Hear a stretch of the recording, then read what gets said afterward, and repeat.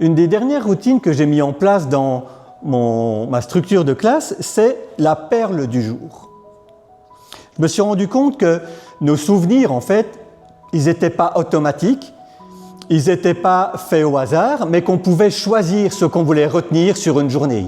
Depuis longtemps, avec mes filles, le soir, avant de les mettre au lit, on parle des perles ou des pétales du jour. C'est ces choses qu'on a faites durant la journée, qu'on a vécues et qu'on a beaucoup appréciées. Et pour la classe, j'avais envie de pouvoir mettre quelque chose du même genre en place.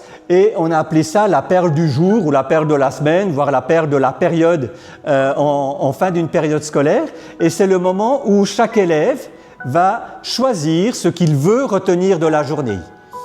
Et généralement, c'est quelque chose de positif. C'est rare les élèves, voire j'en ai jamais eu, qui retenaient la bagarre de la cour de récréation ou une mauvaise note ou quelque chose qui avait été difficile dans la journée. C'est un élément qu'ils aiment bien et qu'ils vont me dire tout simplement en me serrant la main en sortant. Donc c'est pas du tout quelque chose qui prend beaucoup de temps.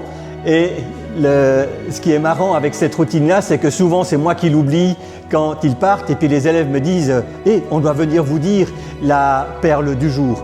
Donc l'idée de choisir son souvenir, de choisir ce qu'on veut garder en mémoire de cette journée et de l'exprimer tout simplement.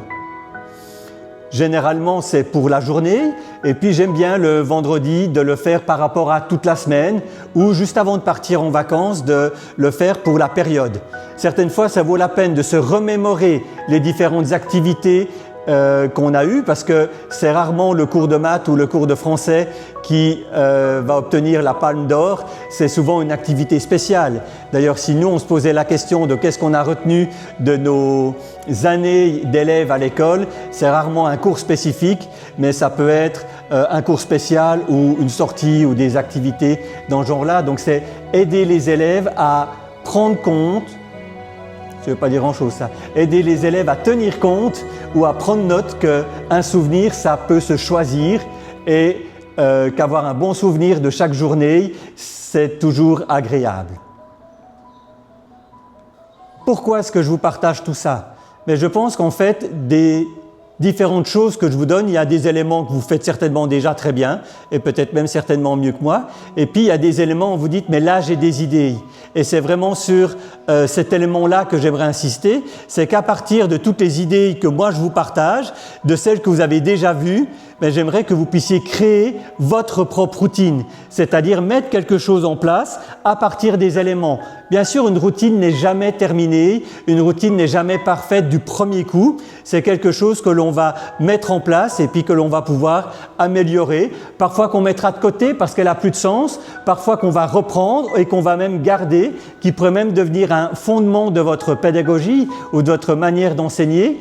Donc vraiment, regardez dans toutes ces routines que je vous ai proposées dans cette série et puis créez vos propres routines. Ne copiez pas ce que je fais, mais adaptez les différentes idées et les différentes manières de faire à ce qui est nécessaire pour votre classe, dans votre environnement, avec vos élèves. Et peut-être que celles que vous mettrez en place cette année-ci ne seront pas les mêmes que celles que vous mettrez en place l'année prochaine, parce que les élèves auront changé, vos besoins auront changé.